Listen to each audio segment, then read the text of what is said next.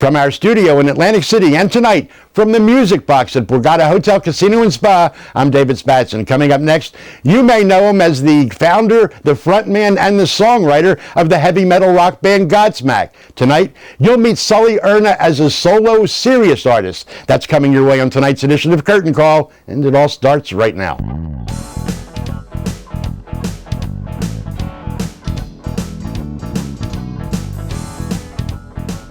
And we're backstage in the Music Box of Borgata with a guy who's probably best known for his work with Godsmack. He's the front man, the composer, he does just about everything. Almost as well known for his poker skills. But today we're going to talk to Sully Erna as the solo artist. Sully, welcome back to Atlantic City. Thank you very much for having me. All right, let's talk a little bit about the solo work. I mean, when we came in during sound check today, the first thing I hear is the theme from Love Story. And I'm thinking, well, that's about as far removed from Godsmack music as you can get. It sure is. Very detached, yeah. It's a song called Until Then that actually paid homage to the U.S. military troops that I wrote. And not that we've ever supported war, or even government sometimes for that matter, but support the troops, always supporting the troops because, they fight for our lives, our country, our freedom, and sometimes not even knowing why they're fighting, being sent over to foreign countries and stuff to protect America, and not even knowing what the cause is sometimes. So that piece is actually a really powerful piece for me because it's just based on a vocal, a piano, and a cello. And it just so happened that in the instrumental section, instead of doing a piano solo, it happened to be in the same key as the theme from the Love Story, so I just thought the melody of it went really well against this cello solo that was countering it. So yeah. So when you were writing that song, how did that Love Story, theme Love Story come into your head? I mean, that's. Yeah, it was again. It was just because it sounded familiar to me. It was in a very similar key, and it felt appropriate. And plus, the song really is based on just someone wanting to come back, not being able to just yet, but knowing that when they get back, their friends, their loved ones will be waiting for them, and just knowing that it's kind of hard to be away, from our families and children and things like that. So. Yeah, that's kind of the basis of it. So the Love Story theme kind of fit the whole vibe of it. All right, let's talk a little bit about this solo effort of yours, the album, the tour, which is kind of weird because you're going right from this intense solo work back to Godsmack. It looks like you're booked just about every day in July and August. But what possessed you to decide I'm going out and I'm going to work, apart from Godsmack? Well, as any musician truly is an artist, most of the time, we all have these different kind of tentacles that run off of us. And for me, I was raised in a very musical family. My dad's a trumpet player. My great uncle was a famous composer in Sicily. I have a lot of different musical backgrounds, a lot of different influences. And I just felt like as I grew, I needed to expand, I needed to explore and show people that just because Godsmack was what put me into the limelight, and I've been exposed as a hard rock singer through Godsmack because that's who I've had the most success with so far. But it's not all I play. There's a lot of times where I sit home with my daughter on my lap at the piano and we goof around and I come up with some really interesting stuff, but I know it's just not quite right for Godsmack. And so I've tucked it away, and then when the opportunity presented itself and Godsmack had a little bit of time off, it was a really good opportunity for me to kind of explore another side of my musicality that I really enjoy playing as well. And it may not stop here. For me, it's just about branding the name. My next solo record could be a completely different vibe. It could be scoring music and films. It could be acting. For me, it's about just staying creative, because when I'm too one-dimensional and I have a ceiling over my head, I feel that a bit of my soul dies each time. So I need to spread my wings and kind of explore. And that's really what this is about, is just exploring a different side of me. And yet, while Godsmack, put your name out there and gave you the success that you needed to pursue a solo thing like that, Godsmack wasn't. I mean, that didn't happen for you overnight. You struggled for about 15 years with several different bands before. Yeah, I've been a musician since I was 3.5 years old, literally taking lessons under my dad's wing, and it was, and I had been in bands ever since I was like 11.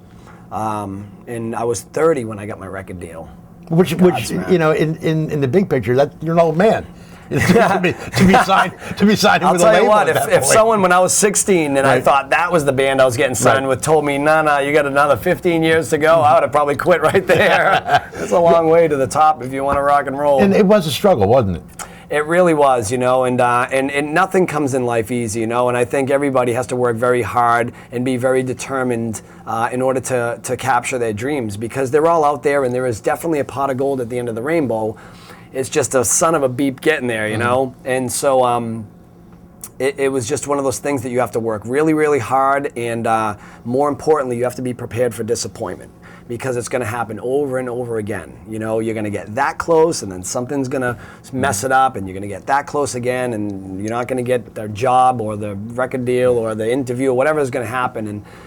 And you just, it's the people that can continuously stand up and keep going, you know, after life kind of knocks them down, that they're the ones that will eventually get their opportunity. You got to be a competitor. Yeah. Your moment will line up, you know, it's just about getting there and waiting for it. You can't bail out, because if you don't prepare yourself for disappointment, then you're in for a lot of trouble in life. And that, I think, is just in life in general. And I'm sure there were times, say throughout your 20s, when you thought, it's right here, it's going to happen tomorrow. Yeah, oh my God, so many times. And what kept you going? Amazing amount of time. What kept you going, This Sully? is the band that's going to get the deal. This is it. And then, yeah. Well, again, you know, it's your love for music. It's your passion. You know, if you really love what you do in any career, you could be an artist, you could be a painter, it doesn't matter. You could be studying medicine to be a doctor. If you really, really enjoy what you do and you're truly passionate about it, you'll do it for free. And everything that comes beyond that is just a bonus. And I played music because I loved music, and I did it when I wasn't getting paid. So if something happened and I wasn't getting paid for it anymore, I'm sure I'd still be sitting at a piano writing songs, because I love to play. It's something that moves me. I believe it's truly a gift. You know, I think it's really taken for granted most of the time that how powerful music is. And I think that's what this whole project is about, is to experiment and to demonstrate what a gift music really is to all of us.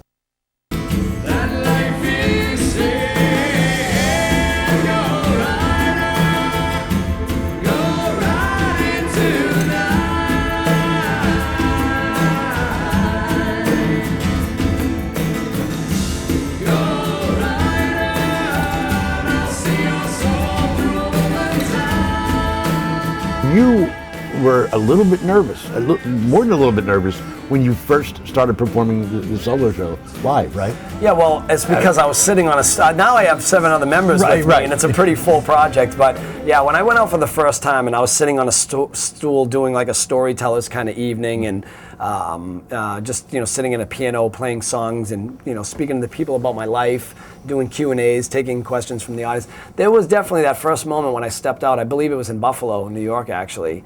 And Buffalo, Albany, maybe one of those places. I can't remember exactly. But I remember on the side of the stage, and they were like, okay, it's showtime. And I went, what am I going to do? What am I going to talk about for 90 minutes? How am I possibly going to entertain this audience? So that was a bit nerve-wracking for me. But I'll tell you, once the first song came out, it was just all natural after that, because it's my life, and I know it better than anybody. And so I just had to tell my story and get over that part of it.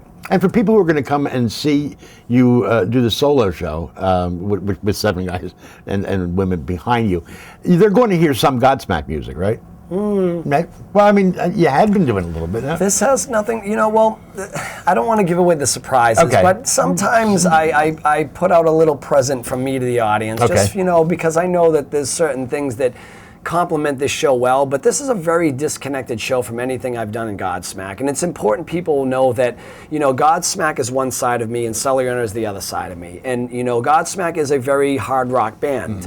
And a lot of people who do know that maybe aren't into that kind of music would really appreciate this, because this is a completely different animal. You know, it's based off of really beautiful piano compositions and cellos and flutes. It's very orchestrated. But more importantly, the music takes you on a journey. Back like in the day when Pink Floyd did Dark Side of the Moon and those kind of records, you really could put it on, and you never put the needle in the middle of the vinyl. You know, you would stick it on from the beginning, and you would lay on the couch, and it would just take you through an experience. And that's really what Avalon is about. It's about getting back to the music. And I think that's what people are really appreciating, is because no offense to the new artists and all that out there. I think it's brilliant what some of them are doing, the Katy Perrys, Lady Gaga, whatever. They're a little bit more stripped down for radio, 3-4 minute pop versions of music. But this isn't that. This is for people who really appreciate going to a concert and watching musicians be musicians.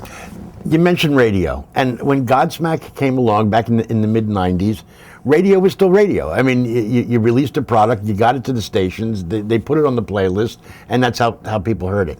It's a different animal these days, isn't it? How do you get people to hear what you're doing? It's viral. Today it has to be viral. It has to be on the internet. You have to be able to utilize the sources that we have, and that's our stream now. Is the digital world. It's taken over, and there's no way you can fight it. And if you do, you lose, because there's people up there just playing keyboards and singing and getting 3 million, 4 or 5 million hits. So it's amazing that you could actually write something even in your bedroom, have an okay recording of it, stick it on the internet, and you can hit somebody in Egypt in 2 seconds. It's almost like you go back to the very early days of music when the recording was very primitive, and they would burn a single in the studio, and or in someone's garage, and they would take it to a label. I think the movie That Thing You Do pretty much sums it up. Right. They recorded that song in a church. It's true. And the label said, that's good enough. That's exactly good enough. Right. Yep. It's even with iTunes, it's back to singles now, just like it was in the 40s. You would do a single and a B-side. And it goes to show you that, everyone always questions, like, will rock and roll stay forever? Will it? It's never going away. And as a matter of fact, it's cyclical. It always comes full circle. And here we are in a digital world where we have accessibility to things that we've never had access to in our lives. And we're back to putting out singles. And CDs will be obsolete in another second. So that's how my daughter will be raised now. Yeah. And she'll never know, really. We'll educate her about vinyl and 8-tracks and all that stuff that once was. And even CDs will be once was. But it's about to all go away, and that's the world we're in. When we came in today during sound check, I did hear the cello. I saw the cello on stage. I did hear the flute, and I thought I heard a little bit of classical, riffs in there. How does that factor into your music? How does that work into your music? Well, here's what happened. I knew Lisa Geyer, my other singer in this project, for about 18 years, and magnificent voice, too. Thank you. Yeah, she's amazing. She has a 4-octave range. Probably one of the best blues singers I've ever heard. And I took her to go see a Dead Can Dance show, which is this world music, if people aren't familiar with it. And again, that band has probably my favorite female singer, Lisa Gerard. And she immediately fell in love with the music. And from that point on, I was telling her I want to do a vibey kind of thing like this, all hand drumming and very organic and very acoustic. And so that night we had met Niall Gregory, who's from Ireland, my percussionist, and he was from the band Dead Can Dance. So us three started this project by just discussing a vision for it. And then Lisa knew one of the guitar players, he knew the other guitar player, that guitar player knew the keyboardist, we found the cello player through some studio sessions.